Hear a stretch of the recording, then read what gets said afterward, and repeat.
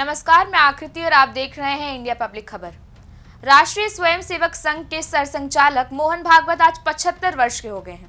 11 सितंबर 1950 को महाराष्ट्र के चंद्रपुर जिले में जन्मे भागवत मधुकर दत्तात्रेय देवरस, जिन्हें बाला साहब के नाम से भी जाना जाता है, और MS गोलवर्गल के बाद राष्ट्रीय स्वयंसेवक संघ यानी RSS के तीसरे सबसे लंबे समय तक सेवा करने वाले प्रमुख हैं। भागवत ने कुछ मौकों पर सार्वजनिक जीवन में लोगों के 75 वर्ष की आयु में सेवानिवृत्त होने के बारे में टिप्पणियां की थी। इससे अटकलें लगाई जाने लगी थी कि उनका सुझाव प्रधानमंत्री नरेंद्र मोदी के लिए था, जो 17 सितंबर को 75 वर्ष के हो जाएंगे, या उन्होंने स्वयं ही अपने पद से हटने का संकेत दिया था।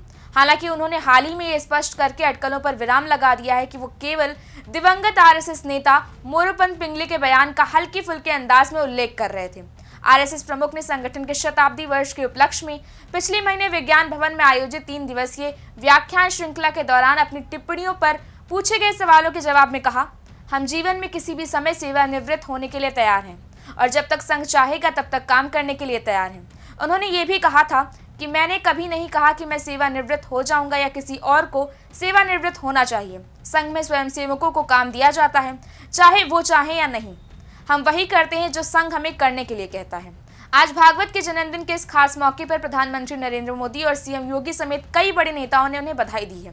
PM मोदी ने भागवत को जन्मदिन की शुभकामनाएं देते हुए एक बधाई संदेश भी लिखा है। उन्होंने लिखा, आज इस महान व्यक्तित्व का जन्मदिन है जिसने वासुधैव कुटुंबकम के सिद्धांत से प्रेरित होकर अपना संपूर्ण जीवन सामाजिक परिवर्तन और सौहार्द व भाईचारे की भावना को सशक्त बनाने के लिए समर्पित कर दिया।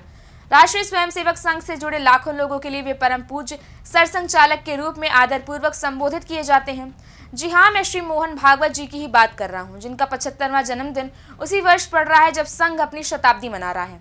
मैं उन्हें शुभकामनाएं देता हूँ और उनकी दीर्घ एवं स्वस्थ जीवन की प्रार्थना करता हूँ। मोहन जी का एक प्रशंसनीय गुण है उनका मृदुभाषी स्वभाव। उनमें सुनने की असाधारण क्षमता है। ये गुण उन्हें गहरी दृष्टि देता है और उनके व्यक्तित्व व नेतृत्व में संवेदनशीलता और गरिमा जोड़ता है। आगे PM मोदी ने राष्ट्रीय स्वयंसेवक संघ के शताब्दी वर्ष के बारे में बात करते हुए लिखा, कुछ ही दिनों में संघ 100 वर्ष का हो जाएगा।